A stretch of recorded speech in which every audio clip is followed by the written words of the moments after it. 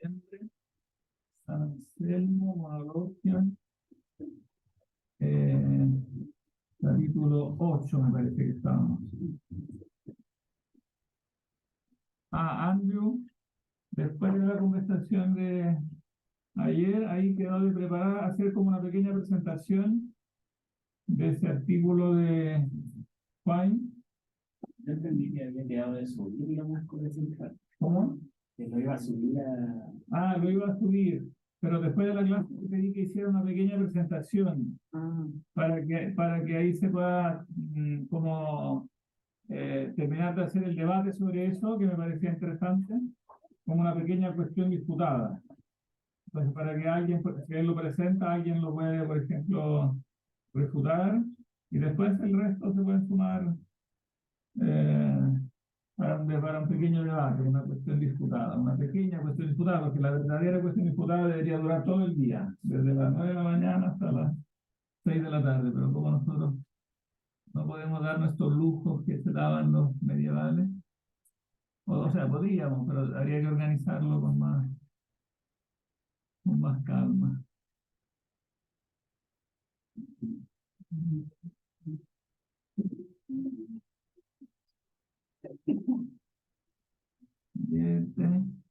Habíamos quedado al tema de la creación de la nada. ¿Cuál era el último? Justo estábamos hablando de ti. Estaba pensando que sería bueno hacerlo el miércoles, eso de presentar a Juan para que nos quede demasiado para el final. Porque no se trata de hacer algo complicado, solamente presentar como los conceptos básicos y el resto sería más bien debatir. Porque la idea sería como hacer este ejercicio en el fondo de aplicar, porque estos conceptos que nosotros lo vemos en clase, pero si uno nunca lo aplica, por ejemplo, para tratar de discutir a un autor, entonces no se asimilan bien, si no se debaten. Así que esa era la idea medieval de la cuestión disputada, precisamente, ¿no? Bueno, y alguien podría también, ojalá si alguien trae un computador, anotar las intervenciones, porque así después también se puede tener registro de la cuestión disputada y así tener un cuadro como general de los argumentos, qué argumentos se utilizaron.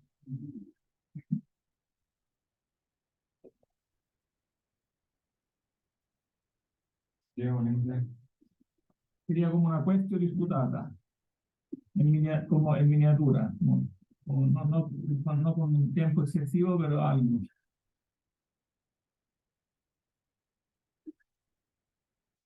Pero tú no me mandaste el artículo, ¿no? No, sí, mándamelo porque así mientras tanto lo leo. Creo que alguna vez lo leí, pero debe haber pasado mucho tiempo y no lo tengo bien. Sí, hoy día lo mando. Ya, perfecto. O súbelo mejor aún. No, pero ustedes ya lo tienen subido a su otro curso. Sí, pensaba subirlo a material a alumnos. Ya, perfecto. Súbelo a material alumno. Recuérdenme el último, antes de la pequeña discusión que tuvimos ayer, recuérdenme cuál era el último concepto que vimos en el texto sobre la creación. ¿Recuerdan cómo no es cómo no hay que concebir la creación? Había precisado. Como una especie, como el modelo del demiurgo y la materia, en el sentido de como que el creador solo moldea algo que ya está allí. Claro, como si hubiera una materia prima que él pueda moldear, porque la materia, es que haya una materia prima, implicaría que hay un principio, además del... Claro, implicaría que hay otro principio, ¿no? Y eso contradice precisamente la demostración de la existencia de Dios, porque se demuestra la existencia de Dios como un único principio, ¿no? Él muestra por qué no pueden ser dos, porque ¿por qué no pueden ser dos? ¿Cuál era o más? ¿Que tiene que ser único el principio últimamente?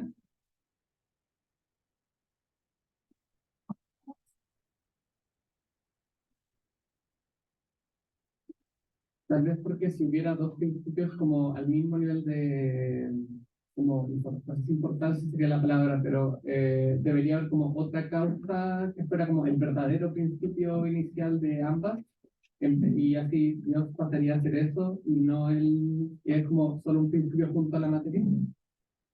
Claro, o sea, por el mismo motivo, porque el concepto que se predica es uno, ¿no? Se predica un único concepto de ser de ambos seres. O sea, si fueran, por ejemplo, dos, de ambos se predicaría el mismo concepto de ser. Pero entonces la causa, o sea, en el fondo la predicación del concepto está directamente relacionada con la causalidad. Si yo predico algo común de dos o más entidades, es que ambas o más tienen la misma causa de verdad, ¿no? Entonces el concepto de predicación relacionado con el de causalidad.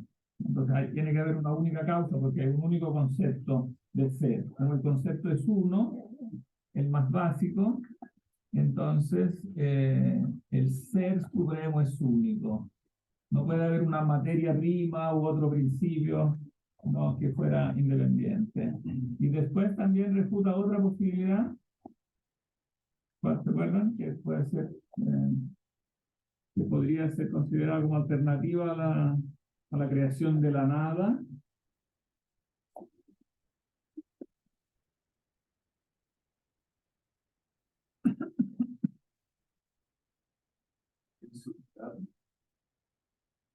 Yo apago esto, se apaga toda la fila.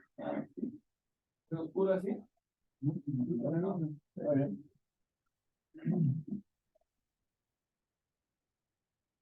¿Qué decía? Un sustrato. Eso dijo. Ah, un sustrato, ¿pero en qué sentido? Decir que no es como que crea habiendo nada, sino que puede haber un sustrato, pero no es un principio de ese sustrato. Pero eso no lo entendí muy bien. Ah, no, yo tampoco. No, no, porque eso sería lo mismo que la materia prima, ¿no? Es que ayer dijo que si bien crea desde la nada, no es una nada absoluta. Ah, ¿en qué sentido crea de la nada? Claro, sí. Sí, eso no lo entendí muy bien. O sea, porque claro, nada viene de la nada, ¿no? Algunos piensan que eso de la creación de la nada contradice a lo que decía Parménides, que nada viene de la nada, ¿no? Pero evidentemente que lo que decía Parménides en ese sentido era correcto porque se refería a la nada absoluta. De la nada absoluta nada viene, ¿no? Y es claro entonces que las cosas vienen de esta primera esencia que es creadora. Pero se dice que esta primera esencia crea de la nada para excluir que, que uno piense que entonces esta esencia creadora lo que hace es Transformarse para como, claro, como ella ser la causa material, la sustancia misma de la cual se sacan las cosas, ¿no? Que ella sea como que ella misma sea el sustrato, por decirlo así, que digamos que después cambia y recibe otros predicados, ¿no? Que también es una vertiente, es efectivamente un aspecto de la teoría neoplatónica, porque en el fondo en la teoría neoplatónica, cómo se conciben las ideas como entidades reales, de algún modo, entonces esas mismas entidades reales ya están en Dios.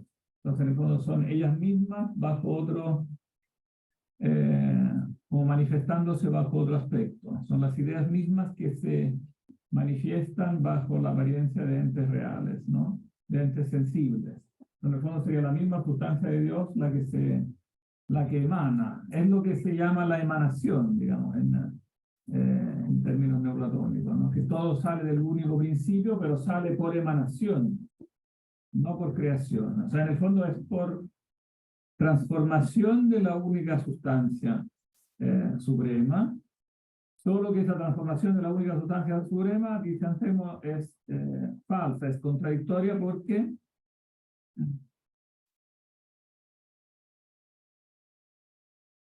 Implicaría que Dios estaría corrompiendo y adquiriendo propiedades que son impropias de él, en el sentido de ser finito, de ser como todo lo que se llama lo material. claro, implica que lo infinito o lo eterno pueda cambiar, pueda someterse al cambio, al tiempo, al espacio, o sea, entonces por lo tanto la finitud, que lo finito sea infinito, y eso es contradictorio.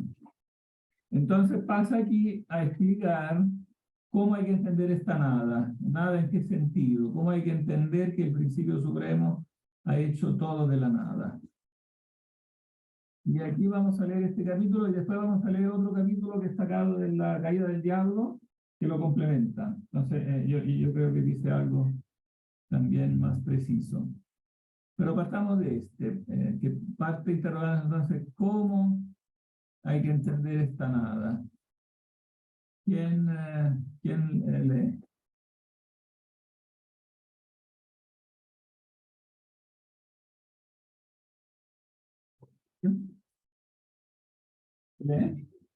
Sí. Todavía agrandar un poco. Yo leo. Ya, perfecto. ¿Cómo hay que entender que el principio supremo ha hecho todo de la nada? Ante esta palabra, nada, surge la duda, porque todo ser que produce otro es la causa de lo que nace de él, y es menester que toda causa contribuya en algo a la esencia de su efecto. Este principio está de tal modo consagrado por la experiencia que ni la discusión ni el sofisma pueden arrancarle del espíritu. Por tanto, si alguna cosa ha sido hecha de la nada, esta nada ha sido la causa de lo que ha sido hecho por ella. ¿Y cómo lo que no tenía el ser ha podido contribuir a darlo? Y si la nada no puede dar ningún auxilio, ¿a quién se persuadirá? ¿Y cómo alguna cosa que pueda ser, y cómo que alguna cosa pueda ser hecha de la nada?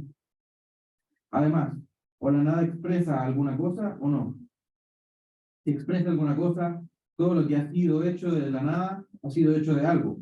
Si al contrario, la nada es la ausencia de todo, como no se puede comprender que una cosa sea creada por lo que no es absolutamente nada, una cosa, nada se puede hacer de la nada, como lo proclama altamente la voz del género humano.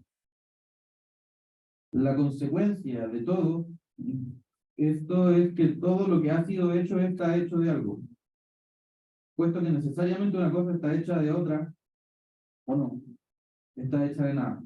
Que la nada sea, pues, algo o que no lo sea, en cualquier caso es evidente que todo lo que es hecho de alguna cosa. Si esta conclusión es cierta, se opone a cuanto dejamos dicho anteriormente, en el capítulo 7. De ahí que lo que no era nada viene a ser algo, y el ser por excelencia es a su vez esa nada que lo engendra todo. Arrancando de una sustancia suprema, había llegado a concluir, por el razonamiento, que todas las cosas habían sido hechas por ella, de tal forma, sin embargo, que fueran hechas de la nada. Por tanto, si aquello por lo cual existen y que yo pensaba hacer nada es algo, todo lo que yo había creído haber descubierto hasta el presente sobre la esencia suprema no es tampoco nada. ¿Qué se debe entonces entender por esta palabra nada? Porque he prometido no dejar pasar en esta meditación ninguna objeción posible, aunque fuese poco juiciosa. Yo creo que hay tres maneras de obtener la solución de esta dificultad, que consiste en que una cosa sea hecha de la nada. La primera se presenta cuando, al decir que una cosa está hecha de la nada, se quiere decir que no está creada. Cuando, por ejemplo, al designar a un hombre que se calla, se pregunta, ¿qué dice él? Y se responde, no dice nada. Es decir, no habla. Según esta manera de comprender, si se trata de la esencia suprema y de lo que no ha existido o no existe, y si se pregunta de qué ha sido hecho esto, se responderá con razón, de nada. Es decir, no ha sido hecho. En este sentido, la expresión no es aplicable a ninguna de las cosas creadas. La segunda puede emplearse como forma de lenguaje, pero no tendría sentido verdadero. De ella se hace uso cuando se dice que una cosa está hecha de la nada, entendiendo con eso que está hecha de lo que no es verdaderamente y absolutamente nada. Como si se supusiese en cierto modo que esta nada es verdaderamente algo, de lo cual otro puede recibir el ser. En este sentido, esta manera de expresarse es falsa e implica siempre lo imposible y la contradicción. Finalmente, empleamos la tercera cuando decimos que algo ha sido hecho de la nada, entendiendo que ha sido verdaderamente hecho, pero que no hay nada de lo cual ha sido hecho. Así se dice que un hombre oprimido por la tristeza sin causa, que está triste por nada. Si se entiende en este sentido lo que hemos dicho anteriormente, a saber que, excepto la esencia suprema, todo lo que viene de ella ha sido hecho de la nada, es decir, no ha sido hecho de algo, nuestra conclusión estará de acuerdo con lo que precede. Y en todo lo que sigue, en que lo que siga no se encontrará ninguna contradicción. No hay de hecho ni desacuerdo ni contradicción en decir que las cosas producidas por la sustancia que ahora están hechas de la nada.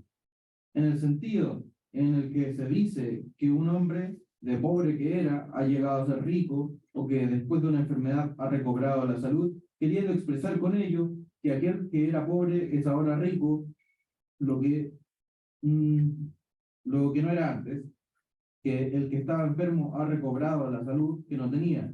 De esta manera, es fácil comprender que la esencia creadora ha hecho todo de la nada, o que todo ha sido hecho por ella de la nada, es decir, que lo que antes no existía ha recibido el ser. Porque cuando se dice que esta esencia ha hecho estas cosas, o que estas cosas han sido hechas, se comprende necesariamente que efectivamente ha hecho alguna cosa, y que cuando estas han sido hechas, realmente han sido hechas algo. Así, cuando vemos una persona elevada por otra, de una posición muy baja hasta los honores y las riquezas, decimos, este la ha hecho de la nada lo que es, o aquella ha sido hecha lo que es de la nada, por esta. Es decir, este hombre que antes era mirado como nada, ha llegado a ser algo por el beneficio de este otro.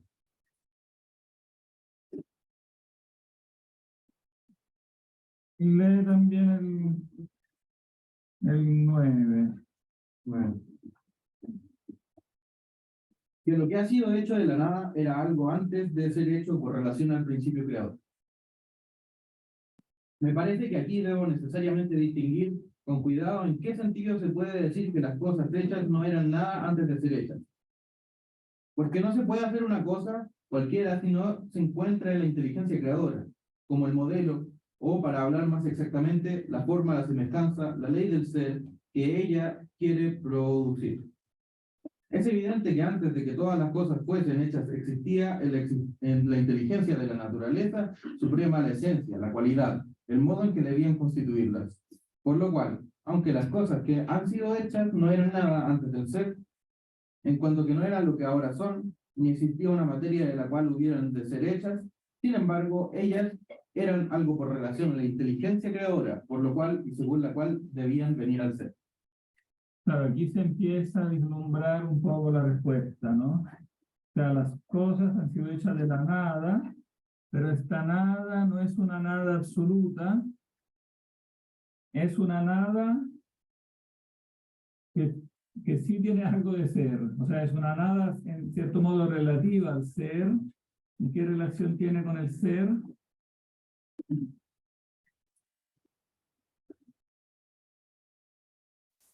No, era algo con relación al principio creador, ¿no? Las cosas eran algo antes de ser hechas por relación al principio creador. ¿Y qué eran?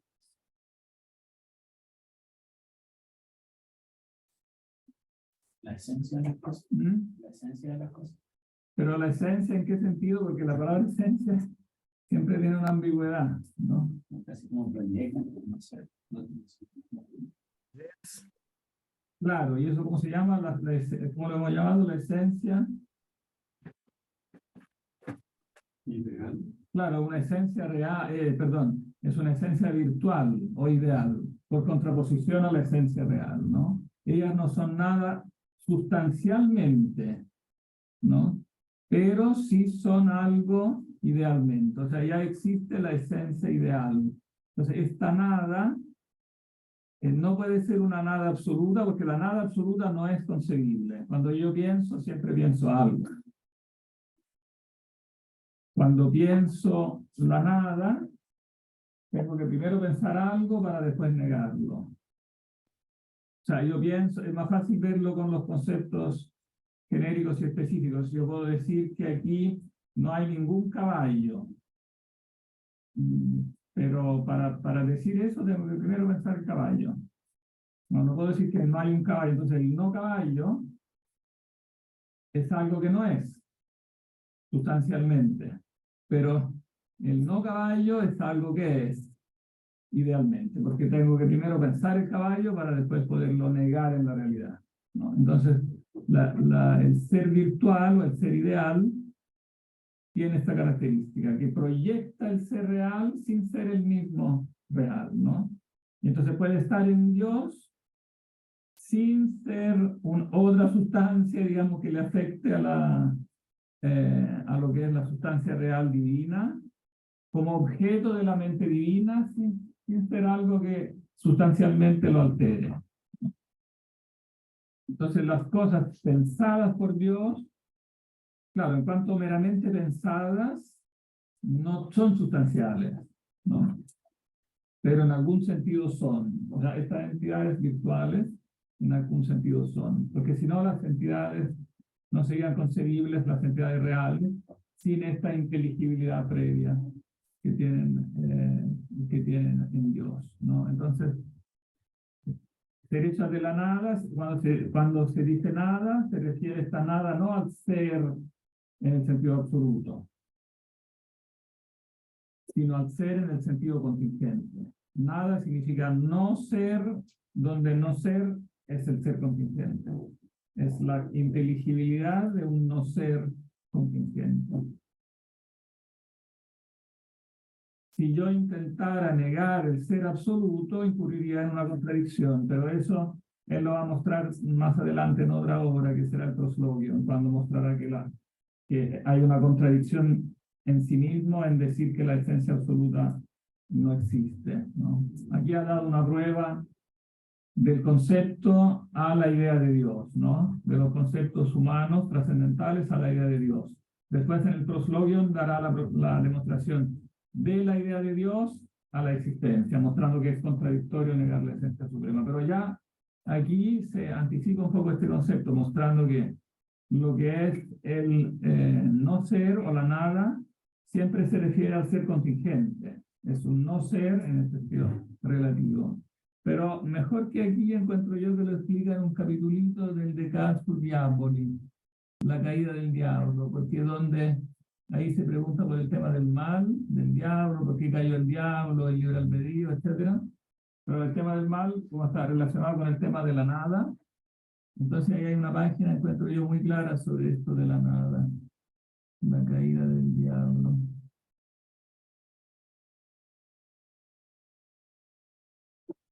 ¿Los ángeles son eternos también? No. ¿Por qué no? Porque, o sea, si el diablo cambió, tiene que ser, tiene que tener tiempo. Ah, bueno, tiene que tener, claro, alguna clase de tiempo. Ya Agustín se había preguntado qué clase de tiempo tiene, porque no es evidentemente el mismo tiempo que el tiempo, digamos, del universo físico, pero tendría que ser concebido igual como una cierta clase de tiempo. Pero aún antes que eso, evidentemente no son eternos, por el mismo motivo que hemos mencionado acerca de la creación, porque eterno es sinónimo de es sinónimo de increado, es sinónimo de incausado, ¿no? Lo que es incausado es eterno, y lo que es causado no es eterno, no es infinito. Y por eso mismo, claro, en algún sentido tiene tiempo, sí, aunque sea, en este caso, otra dimensión del tiempo. Porque es contradictorio, bueno, eso lo mostró también Agustín. Es contradictorio también pensar que también era una falacia muy tradicional en la filosofía antigua, pensar en una duración indefinida del tiempo. O sea, como que el tiempo tuviera una infinitud en el sentido de no haber tenido nunca principio y nunca fin. No, eso es contradictorio a la noción misma de tiempo. Para que haya tiempo tiene que haber un primer momento de tiempo. No puede haber un tiempo que se remonta a lo infinito, porque entonces no habría una segunda, no, digamos, no había una causa en este orden de las causas segundas. Y eso lo mostró Agustín. Y es una cosa que, en cambio, la escolástica medieval, sobre todo en Tomás de Aquino, no está muy claro. Él piensa, por ejemplo, que Aristóteles tiende a darle la razón a Aristóteles que sí podría ser concebible esta como eternidad del mundo en el sentido de una sempiternidad, que el mundo no haya tenido principio. Y dice Tomás de Aquino que no se puede como demostrar que hay como un inicio de la creación, un inicio temporal. Pero Agustín ya había demostrado eso. Y otro pensador también de área griega, Filopón, o Filopono, no sé cómo dicen. ¿Qué definición da Agustín del tiempo como el movimiento? Considerando que demuestra que el tiempo tiene que haber tenido un inicio porque tiene que haber una causa primera. O sea, claro, porque no solo tiene que haber una causa primera metafísica, que eso sí lo acepta Tomás de Aquino, o sea, tiene que haber una causa primera, evidentemente metafísica, pero Agustín le agrega que también tiene que haber una primera causa física, en el sentido de que tiene que haber un primer momento que en el tiempo causa los siguientes. claro, pero en tal caso, ¿qué es el tiempo? ¿Es una relación con el movimiento físico, con el traspaso de energía, que es que necesita haber un primer momento para que existan los demás momentos? Sí, bueno, él no, digamos, se resiste a dar una definición del tiempo, hace una larguísima discusión sobre eso en el libro 11 de las Confesiones, que nosotros no leímos el semestre pasado, pero que recomiendo mucho, que es muy interesante. Sí, él ahí refuta, está de acuerdo con Plotino en refutar que, como dice Aristóteles, el tiempo sería la medida del movimiento. Aristóteles dice que el tiempo es la medida del movimiento, Claro. la medida. Pero en realidad el tiempo no es simplemente la medida, porque la medida es más bien la aplicación de una categoría inteligible a este, digamos, al movimiento. Entonces, el tiempo mismo en cuanto físico, en cuanto no es la medida del movimiento, sino el movimiento mismo. Ahora él da una definición, ahí llega finalmente a dar una definición, un poco tomando la de Plotino, que es, dice que el tiempo es como movimiento del alma, entendiendo como alma el alma del mundo. Pero claro, no sé si al final, de algún modo estuvo del todo satisfecho con esa definición. Yo creo que más bien ahí es sólida la parte refutatoria, o sea, él refuta con Plotino que el tiempo sea la medida del movimiento, porque más bien el tiempo es ese movimiento mismo como de la realidad física claro, que ciertamente es medido en base a un cierto ritmo, pero no es la medida considerada como una entidad matemática, porque si no, no sería una entidad física, si fuera una simple medida, entonces sería algo meramente matemático. Yo creo que a raíz de lo que dice ahí habría que deducir más bien que es el movimiento en cuanto que es medido, o sea, en cuanto que tiene un cierto ritmo, en cuanto que es medido. ¿Sí? Profesor, podríamos decir quizás que el tiempo podría ser la apreciación que tenemos nosotros como seres corruptibles respecto de los universales eternos, porque el tiempo lo percibimos nosotros, que somos seres corruptibles y que tenemos un intelecto. Los animales viven en un sistema distinto, su temporalidad no es la misma temporalidad que la nuestra, pero la temporalidad nuestra es que podría decirse que es la apreciación que nosotros tenemos respecto a ese diferencial, por decirlo de una manera. Pero ahí diciendo eso tú introduces una ambigüedad, que yo creo que es un poco una ambigüedad parecida a la que aparece ahí en el libro 11 de las Confesiones, porque cuando él dice en las Confesiones que el tiempo es como lo llama, una distensio animi, le llama. ¿Qué podría ser traducido con esta expresión que tú usaste, como la apreciación nuestra del alma, ¿no? Es una... Porque claro, el tiempo como tal necesita, claro, esta como medición que hacemos nosotros para ser entendido. Y como esta medición está en el alma, él la define como distensio animi, como distensión del alma. Porque él reflexiona que en el momento puntual, evidentemente, de la realidad empírica, te pido un favor, abre un poquito esa ventana de ahí, como que hay que hacer por lo que se pueda. Esta definición que él da tiene un punto fuerte en el sentido de que el tiempo como existe en cada momento no es de por sí capturable, por decirlo así, porque digamos, cada instante es, por decirlo así, aislado en la realidad empírica. Se convierte en un flujo cuando el alma lo abarca, cuando yo puedo hablar de pasado, presente, futuro, ¿no? O sea, tiene sentido hablar de tiempo, evidentemente, porque hay una apreciación mía dentro de un intelecto, ¿no? Si yo quisiera hacerlo algo meramente sensible, ¿no? Sensible con los sentidos, solo yo capturo algo muy puntual, ¿no?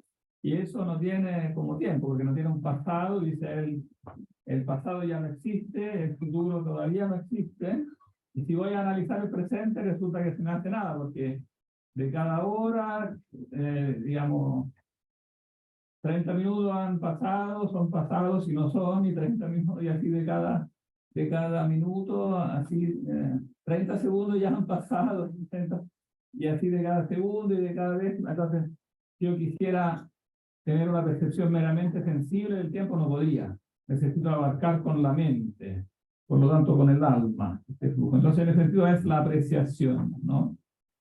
Pero decir eso podría convertirse en un malentendido, porque podría entenderse entonces que es algo subjetivo.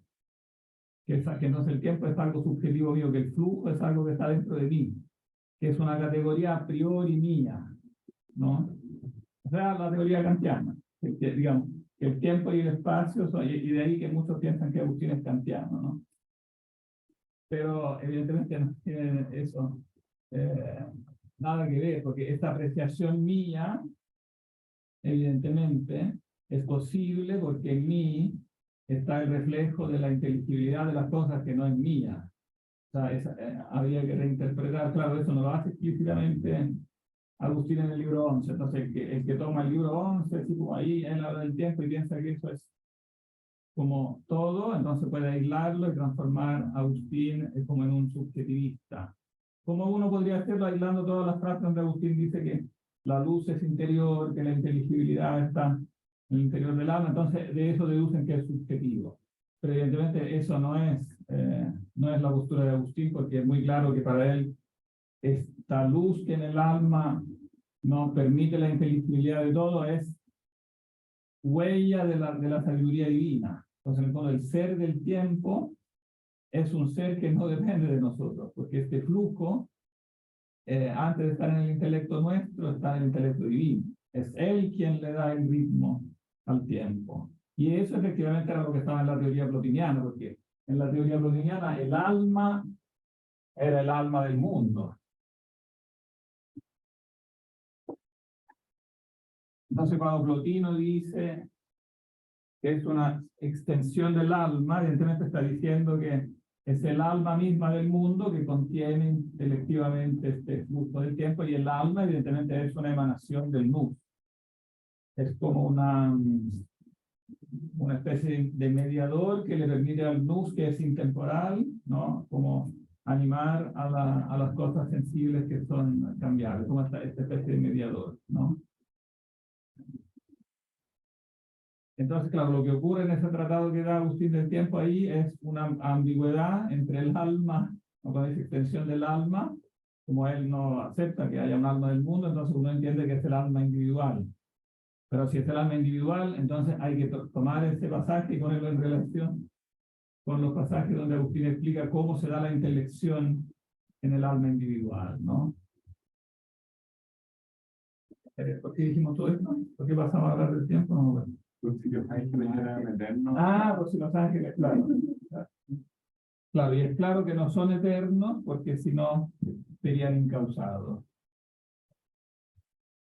Pero sí, en el de Casuliámoli también, bueno, es para tener la referencia de Agustín, de donde habla de los ángeles, muy importante el libro 12 de la ciudad de Dios, donde también se habla de la caída de los ángeles, ¿no? Se dice que, para explicar siempre el asunto de base, que el mal no es una sustancia, y en este sentido tampoco tiene una causa eficiente, sino que tiene más bien una causa deficiente, porque es una deficiencia, no, el mal es una deficiencia.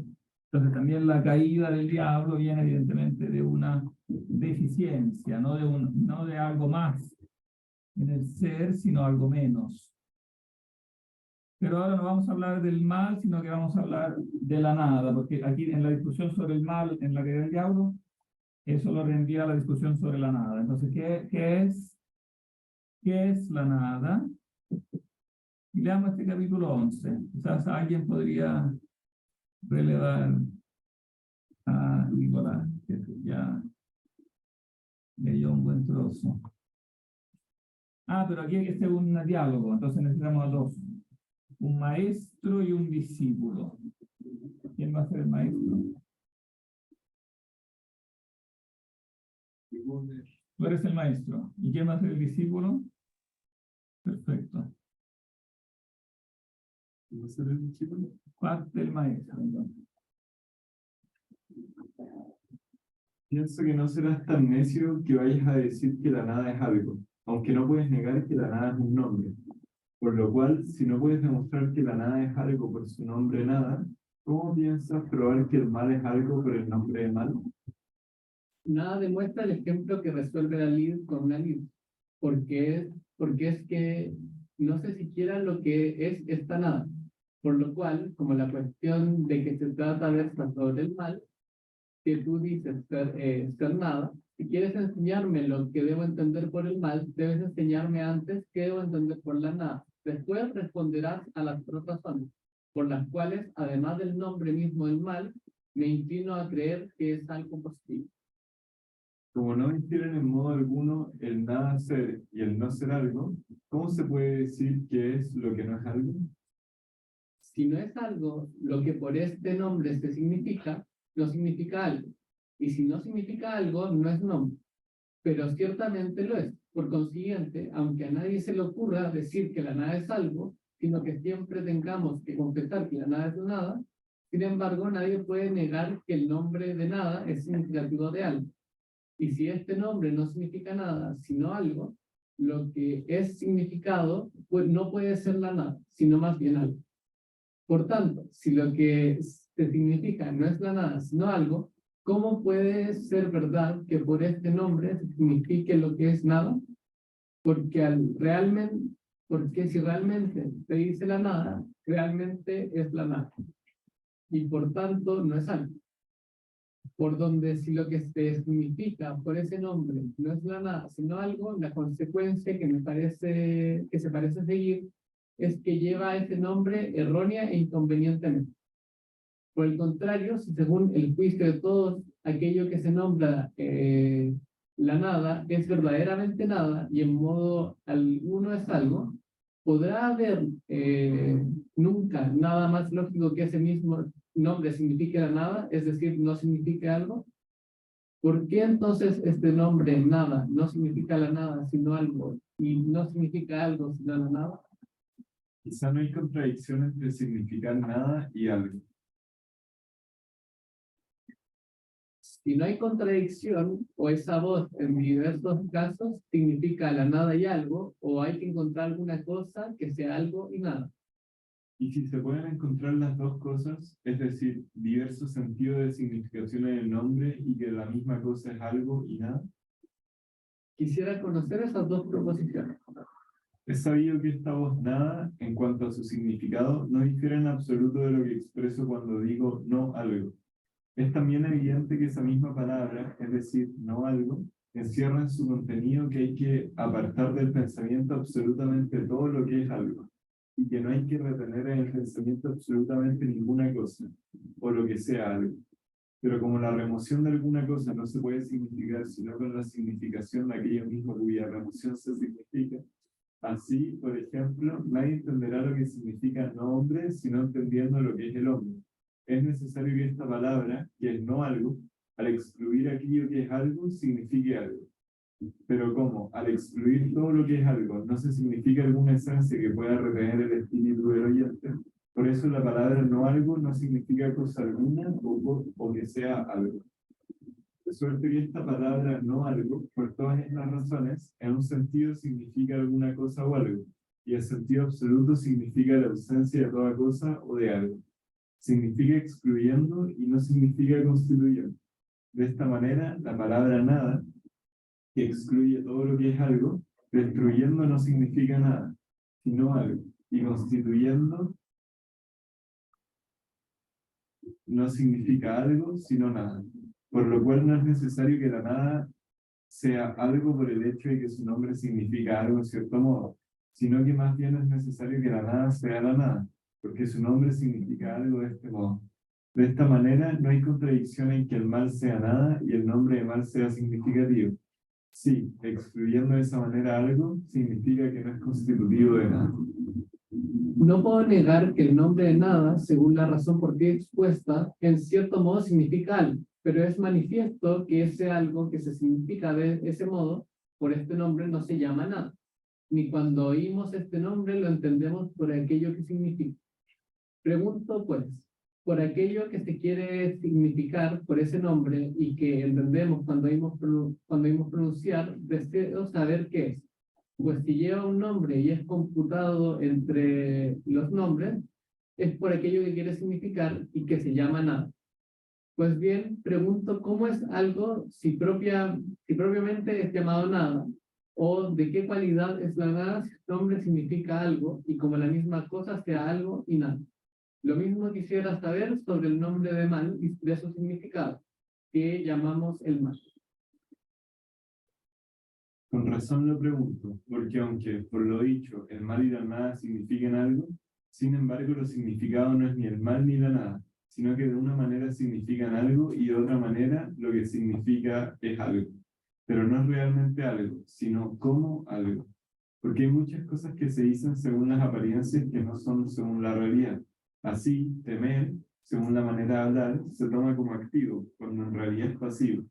Así también la ceguera se dice algo positivo según la manera de hablar, cuando en la realidad no es algo positivo.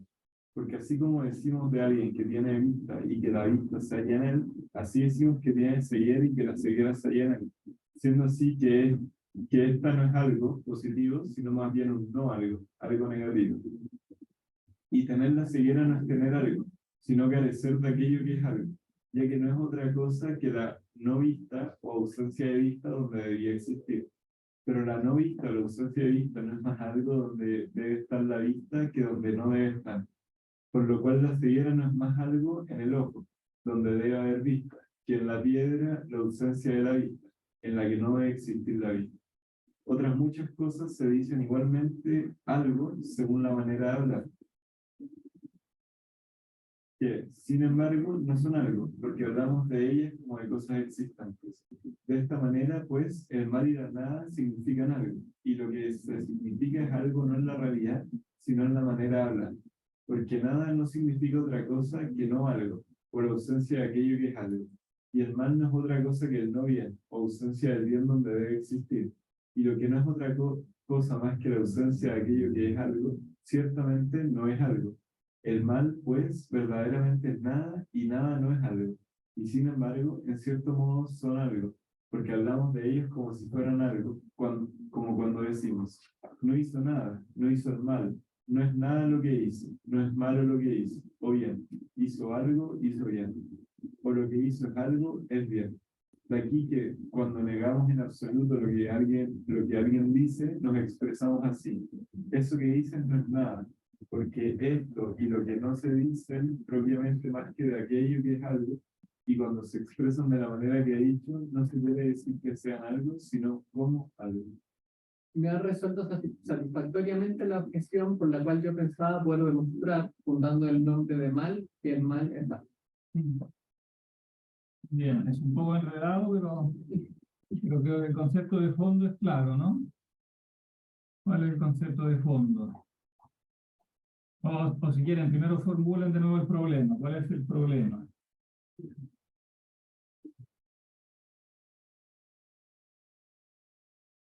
Que la palabra nada tiene significado. Claro, la palabra nada es una palabra. Y siendo una palabra, tiene que tener un significado. Si tiene un significado, tiene que significar algo, ¿no? Pero resulta que si es nada, entonces debería significar la nada, que no es algo. Y entonces, ¿significa algo o no significa algo? ¿Y cuál es la solución?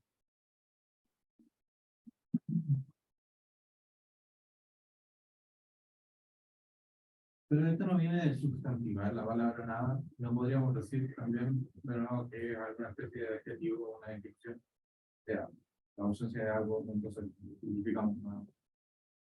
Porque no veo solo el problema si se entiende nada como un sustantivo que necesariamente refiere a un objeto. Y no como podría ser alguna especie de, podríamos adjetivar o convertirlo en una descripción, ¿no? De la que se puede, ¿Pero descripción de qué? que se puede referir a cualquier objeto. Una descripción que se pueda referir a cualquier objeto, que no es. A cualquier objeto real. Sí. Ya, entonces siempre tendría que ser algún objeto real, pero precisamente la nada excluye. Pues, o sea, si yo digo aquí no hay nada, estoy excluyendo todo ser real. Digo aquí no hay nada. Y entonces, ¿a qué se refiere esta? Claro, esta palabra si no hay nada, a lo cual se yo refiere? podría decir, si no hay nada en la ausencia de algo, se podría decir, aquí hay una ausencia de cosas, o de sillas, o de mesas, de personas. Y entonces tendría mucho más sentido hablar de eso. La nada de manera relativa. Y no como un entendimiento sustantivo de la nada. De manera relativa. Sí. Pero entonces explica mejor eso, ¿en qué sentido de manera relativa? Se no puede decir que hay nada, solo en tanto hay una ausencia de cierta cosa que uno entiende que podría estar, un hipotético. Ya, pero ¿esa ausencia es algo o nada? Es una descripción, no estamos hablando de que un sustantivo una sustancia, claramente no es. No es una sustancia. ¿Y entonces qué es? La ausencia es una relación, a menos que uno diga que una relación es una cosa, pero no sería como ¿Cómo no se dice la ausencia? sería una relación entre cosas. La ausencia es una relación entre cosas, y en este caso, ¿entre qué cosas? El objeto y el sujeto, diría. Pero el ¿cuál sujeto objeto? es en un espacio, el objeto y el espacio. En un espacio, ¿cierto? No podría decir que no hay nada. O sea, faltan cosas. Claro. Entonces tú dices que es una relación, Sí, esta podría ser ausencia, pero relación entre qué y qué. entre el espacio y objeto. Pero por objeto tú entiendes el ente real.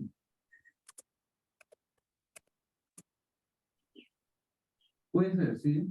No, tiene que decidirse porque algunos utilizan esta palabra en un sentido y otros en otro. Yo en todo este curso nunca la he utilizado en ese sentido, pero sé que otros la utilizan en ese sentido. Entonces, hay que ponerse de acuerdo en a qué uno le está llamando objeto.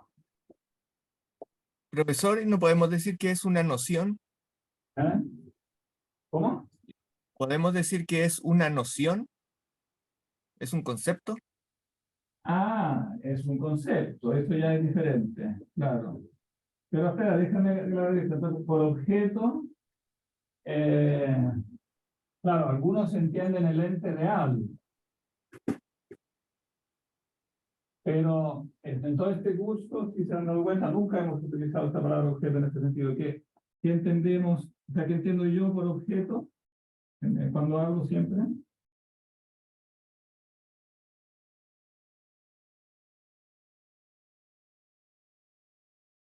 Algo distinto del ente real. Más bien yo entiendo la noción. Yo entiendo el objeto como noción. Porque objeto es el ente en cuanto está opuesto a mí. O sea, objectum significa que está frente a mí. Está, en otras palabras, que cae en mi percepción.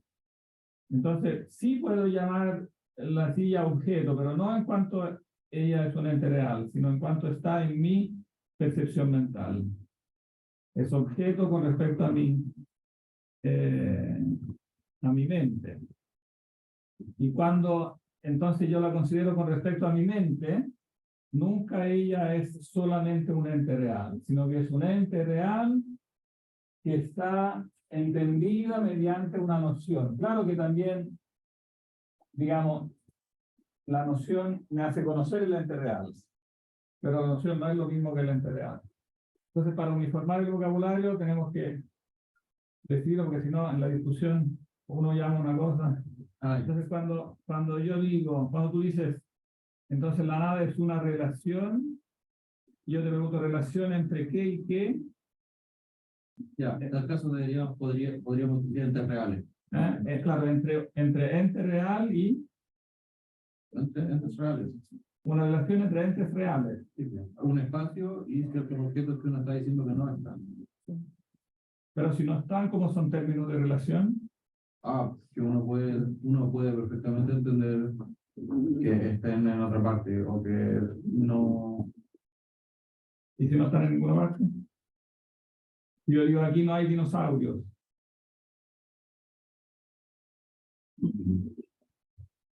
Ahí podría ponerle un pero, uno podría decir que están en cierto sentido temporal de distancia. Una distancia temporal había dinosaurios. Ya. No sé si vale el pero al menos te puede poner. Ya, pero si digo, y aquí no hay sirenas.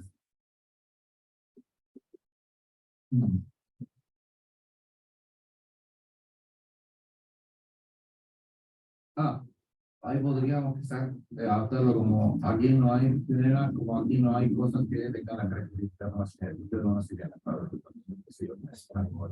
Y entonces la pregunta es, estas cosas que tienen la característica de sirena, ¿qué son? Ontológicamente, ¿no? O sea, porque son entes que no son sustancialmente, que no son realmente, que no son reales. Y entonces, ¿qué son? O sea, porque cuando yo digo que aquí no hay sirenas, digo algo. Entonces las sirenas son algo. Claro. Yo creo que lo que define el compañero en realidad es la descripción negativa, la negatividad, que no es asimilable a la nada. Yo creo que eso es lo que se está defendiendo en el texto, como intentar que nosotros lleguemos a la noción de nada, que no es lo mismo que una descripción negativa de algo. La descripción negativa es, yo creo que lo que intenta defender el compañero de definir algo por lo que no es, pero eso no es la nada. Yo creo que ahora vamos a entrar a la noción de nada que todavía no entiendo, pero es como lo que estamos viendo en el texto. Pero es simplemente un nivel más abstracto del mismo problema. Cuando digo que aquí no hay algo, me estoy refiriendo a algo que no tiene realidad sustancial, pero que estoy pensando.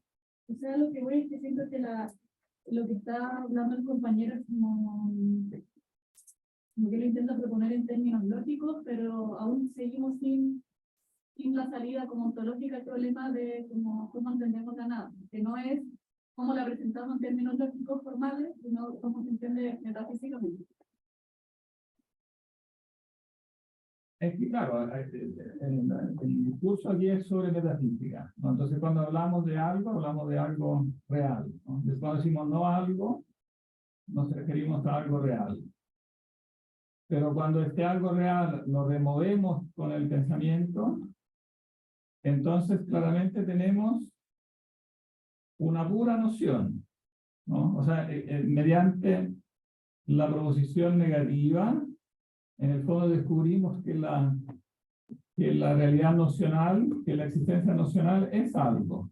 Aunque él dice que no es algo, sino como algo, ¿no? Se fijan que, claro, intenta inventar una terminología para decir que es como, ¿cómo lo llama? El como algo, ¿dónde está? Como algo aquí.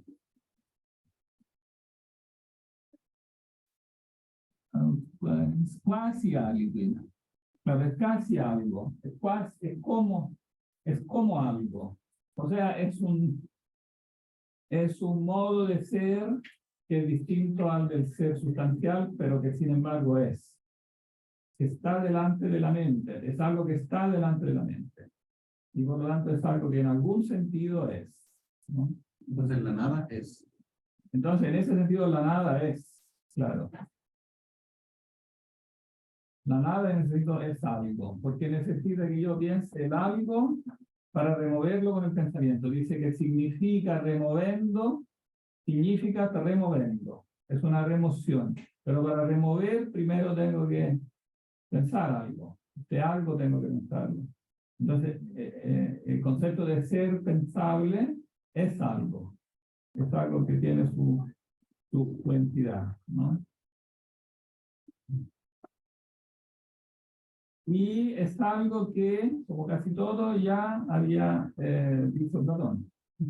Es algo que Platón dice en el pasaje famoso del Sofista, que no sé si lo han leído. Si no lo han leído, es el momento de leer, ¿no? Voy a darle la referencia. Es el famoso pasaje donde Platón habla del parricidio. ¿Se acuerdan del parricidio? No mencionaron eso cuando hablaron de Platón el año pasado, ¿no? Ese es un pasaje muy importante donde él habla de Parménides, especialmente para poner en discusión eso que dice Parménides, que la nada, ¿no? Que el no ser no es, que el ser es y el no ser no es, ¿no? Y resulta que entonces cuando hablamos del no ser, mentalmente este no ser en algún sentido es, ¿no? Y él se da cuenta de eso cuando precisamente examina las proposiciones negativas. O la parte negativa que tiene también todo concepto positivo. Cuando yo digo que alguien es hombre, también digo que no es un caballo. O sea, toda esencia finita no es limitada y es lo que es, pero no es una cantidad de otras cosas. Excluye una cantidad de otros predicados. Y entonces ahí, en Platón, por primera vez, yo creo, descubre esto con claridad, porque dice, entonces estamos obligados, o sea, dice, tenemos que forzar, en algún sentido, forzar el no ser a ser. Y tengo temor porque esto es un parricidio, porque es contradecir al padre Parménides, que ha dicho que el no ser no es, pero en algún sentido, el no ser es. No tengo en mente la referencia, pero con Google la podemos buscar. ¿Pero era del Sofista? Fácilmente. Es un pasaje del Sofista. Yo creo que bastaría poner en Google parricidio. ¿No? No sabría decir. No.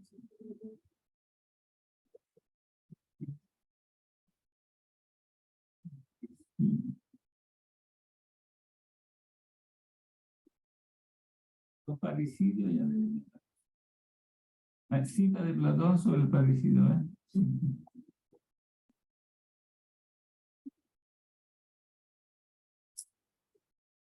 Este es, ¿eh? Entonces te pediré un favor aún mayor. ¿Cuál? Que no supongas que soy capaz de cometer una especie de parricidio. ¿Qué? En efecto, para defendernos debemos poner a prueba el argumento del padre Parménides y obligar a lo que no es a que sea en cierto modo, ¿no? Y recíprocamente a lo que es que de cierto modo no sea. El sofista 241D. Que si quieren verlo en griego también es muy fácil, eso lo vieron en también en antigua, ¿no? Como abrir los textos griegos. Perseo.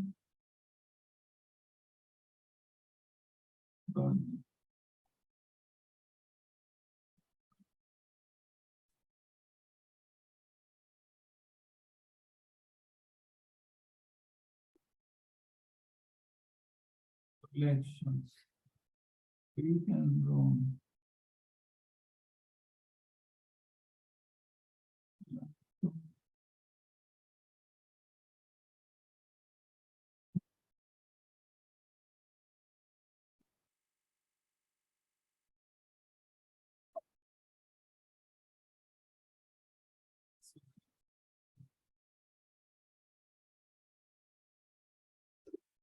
¿Qué lo habla en inglés? Está en griego al lado. Al lado. A su derecha. ¿Dónde? Arriba. Ah, aquí. Sí. Aquí. Focus. Creo que sí. Focus. Load. No. Ah, ahí está. Entonces hay que poner 200. ¿Cuánto era? 241. 241 de 241 de.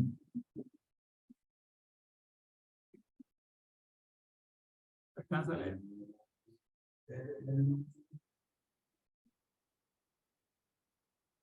Ahí sí. En tu patros parmenidu logon anankaion emin amenomenos estai basanidze, kai biart estai to temeon os esti. Katati, kai to on au palin os esti pe. O sea, hacer violencia al no ente como es. Katati, de algún modo, en algún respecto, ¿no? Kaito-on y el ente, nuevamente, a su vez, como no existe de algún modo. Fainetai totoyuton yamaketeon entonces logos. Tos garu fainetai kaito-leon. Ya, después voy a cortar y pegar todo el pasaje, ¿no? Pero este es como el pasaje principal.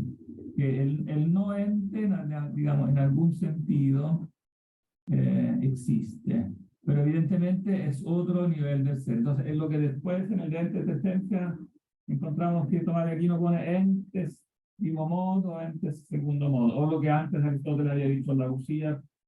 No, aquí está la raíz de lo que Aristóteles dice cuando hay dos clases de usía, ¿no? La usía, la primera usía y la segunda usía, son dos niveles de ser, ¿no?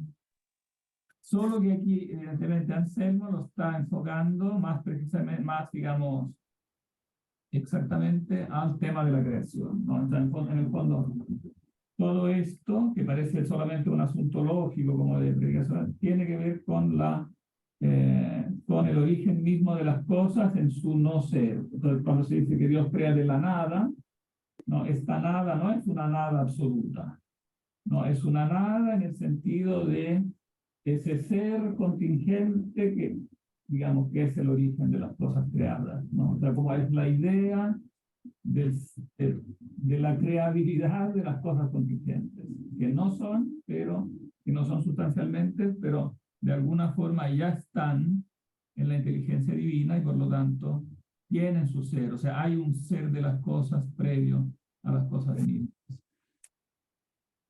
Entonces, la nada absoluta existe. No, claro, ese es el punto. La nada absoluta no existe ni siquiera mentalmente. Claro, no es concebible. Porque cuando tú piensas la nada, lo que estás pensando es siempre una nada relativa. Que siempre estás pensando, porque la nada siempre es el no algo, pero el no algo no puede ser el algo absoluto. Entonces, cuando dices no a algo, tú estás negando el ente, pero necesariamente lo que estás negando es el ente contingente. Estás diciendo que tal ente contingente no es. De la esencia absoluta, eso lo estoy anticipando de lo que después dirá en el prosloquio, de la esencia absoluta, él dirá que esa no la puedes nunca negar porque es contradictorio. Cuando, digamos, la esencia absoluta, al tener el ser por sí misma, tú no la puedes negar. Y precisamente, yendo a la raíz de por qué no la puedes negar, es porque cuando tú niegas el ser, siempre estás, cuando tú niegas el ser, siempre estás removiendo el ser y por lo tanto pensándolo. Siempre lo estás pensando. Como lo estás pensando, no puedes negar lo que estás pensando. Ese ser siempre lo estás pensando. Entonces, al negarlo, lo estás afirmando. Estás haciendo de él una negación relativa. Entonces, una negación que siempre se refiere al ente relativo, al ente contingente. No estás diciendo, este ente contingente antes no existía. Los dinosaurios antes existían y ahora no existen. Nosotros ahora existimos y después moriremos. Pero tú siempre estás, digamos, llevándolo a la formulación más abstracta, cualquier entidad que pienses, aunque sea el algo, entonces, más indeterminado, siempre estás pensando esta idea del ser indeterminado. Y entonces, esta idea del ser indeterminado no te la puedes quitar de la mente, es algo que no puedes negar. Y entonces, de ahí mismo, tú puedes sacar la propia demostración de la existencia de Dios, porque esta idea del ser indeterminado, que tú necesariamente siempre estás pensando, ella no es una entidad que puede existir por sí sola, es una idea, es una virtualidad. Y como virtualidad solo puede existir entonces en la esencia suprema, digamos, en el ser absoluto que justifica la existencia de esta entidad indeterminada, pero que en su indeterminación es absoluta. O sea, la idea del algo es traducido a los términos, digamos, más explícitos que el obvio de Rosmini, ¿no? Idea del ser indeterminado. Es algo que parece casi nada, ¿no? Pero en su casi nada es algo que no podemos dejar de pensar que es absoluto, que por lo tanto tiene una entidad eterna, y por lo tanto solo se justifica si está, digamos, si existe como entidad pensada en la mente del ser eterno, la mente del ser absoluto. Y ella, a su vez, evidentemente es la base de la creación. Digamos, es ese ser indeterminado que después ser indeterminado contingente que después se determina en los entes contingentes creados. Entonces, en la propia idea, digamos, del ser indeterminado creado que tiene Dios. Rosmini encontró una expresión genial, yo creo, para describir esto, lo llamó esto abstracción divina.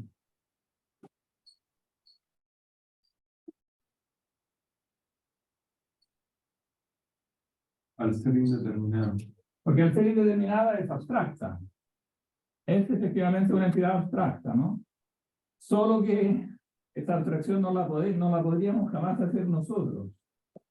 Porque es una idea que al ser indeterminada, sin embargo, abarca todo el ser. Y por lo tanto, ¿quién más puede abarcar todo el ser para realizar esa abstracción si no es el mismo Dios? No es una operación que realiza la mente humana. La mente humana utiliza eso. O sea, ella puede recibir eso y utilizarlo para inteligir el ser, a la luz de esta única idea del ser. Pero ella como idea del ser no puede ser una fabricación humana, porque presupondría que la mente humana primero abarcara todo el ser, perfecto, divino, para después abstraer de él, ¿no? Y entonces solo se explica que es Dios mismo quien lo produce. Y por lo tanto después se lo comunica a la mente humana como algo ya pre-abstraído, como algo que es una abstracción preexistente a la operación de la mente humana. Cuando la mente humana abstrae, hace una operación a posteriori, pero que se justifica por la presencia previa de la primera idea. No podía la primera idea ser como realizada por abstracción, por todos los motivos que vimos en la primera parte, porque todas las operaciones que hacen nuestra mente presuponen ya presente esta primera idea, ¿no? Que es la idea del algo, o sea, la idea del ser. Y el tiempo se va tan rápido. Oh, todo esto no es tan fácil de entender, así que si tienen dudas, preguntas, si alguien quiere resumir. Profesor, perdón, cuando se habló en un momento cuando habló el compañero acerca de la idea de nada, pensándola en términos relativos, como entre objetos posibles de estar o no en un espacio, ¿eso no se parecería un poco a la idea de cero? Sí, sí podría ser. Claro, es la negación del, claro, es la negación de algo. Sí, es parecido, yo creo.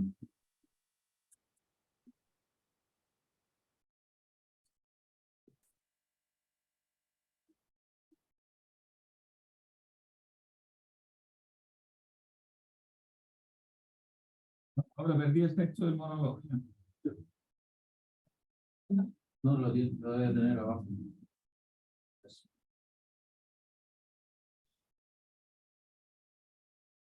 Si hubiera sido del sofista, después lo voy a cortar y pegar.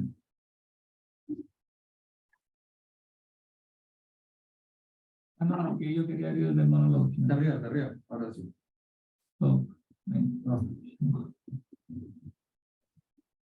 ah, y ahora no está. ¿Por qué no está? Póngale, ahora sí. ¿Este? Sí. Y ahora, share. Sí. Ahora, vaya arriba, ahí está.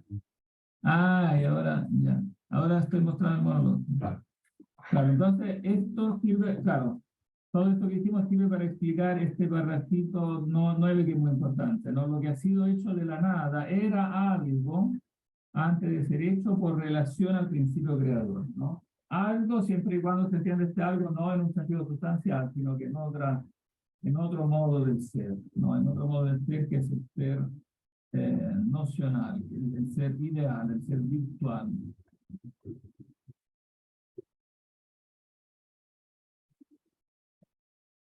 Oh, y después como que vuelve atrás en el capítulo 10 para explicar entonces qué es esto de tener en mente algo para fabricarlo y hace nuevamente un análisis como de la palabra humana, que es la única, quizás, el único tratado que él hace sobre el tema de la palabra como tal, de los universales en el sentido de palabras, ¿no? ¿Cuál es la relación entre palabra y concepto? Pero y ahora en 3 minutos ya creo que no nos da para le voy a escribirle de este 10, pero quizá no nos da. No, mejor lo dejamos aquí porque además para convertir esto se demora. No sé si hay alguna última pregunta, observación.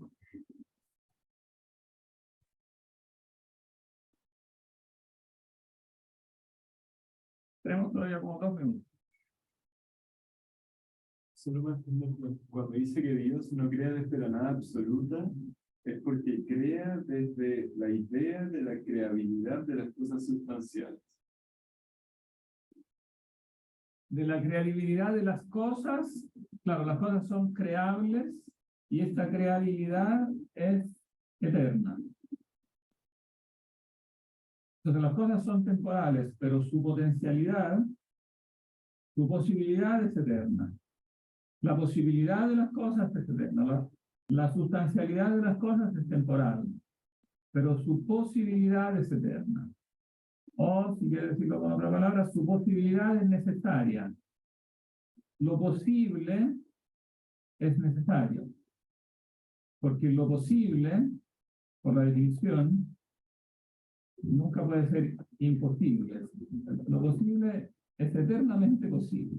Entonces, el hombre sustancial es temporal, pero el hombre posible es eterno. La posibilidad del hombre es eterna. Y la posibilidad es eso, la virtualidad, la inteligibilidad, la esencia ideal. Es la esencia del hombre que está inscrita dentro de la esencia divina, de alguna manera. O la esencia, si prefieren, de toda la creación que está inscrita dentro de la esencia divina.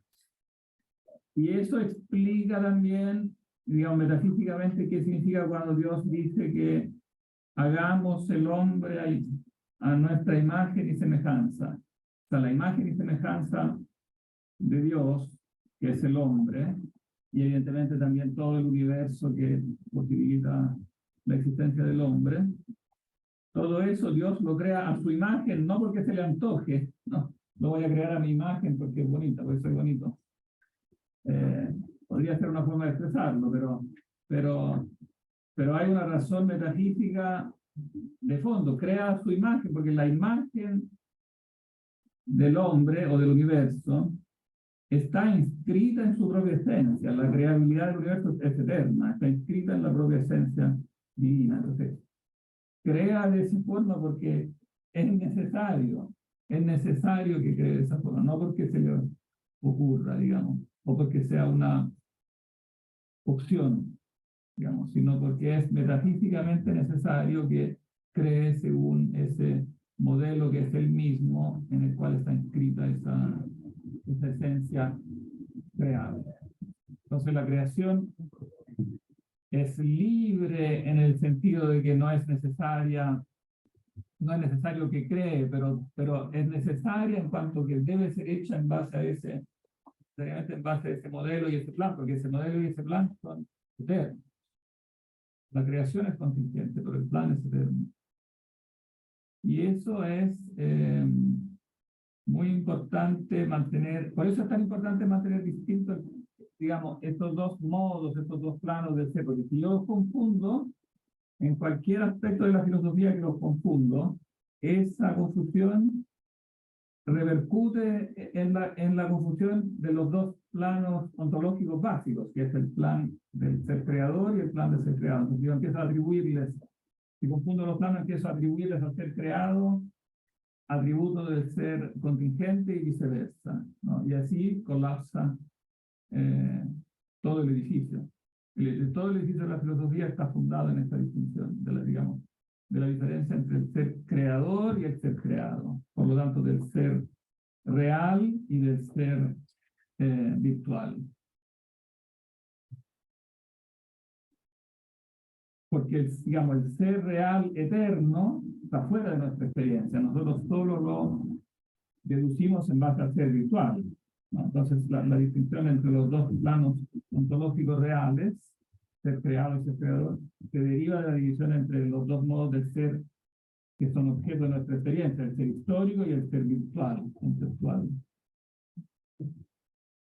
Bien, ahora sí voy a cancelar esta reunión, o sea, terminar esta reunión para que empiece la conversión.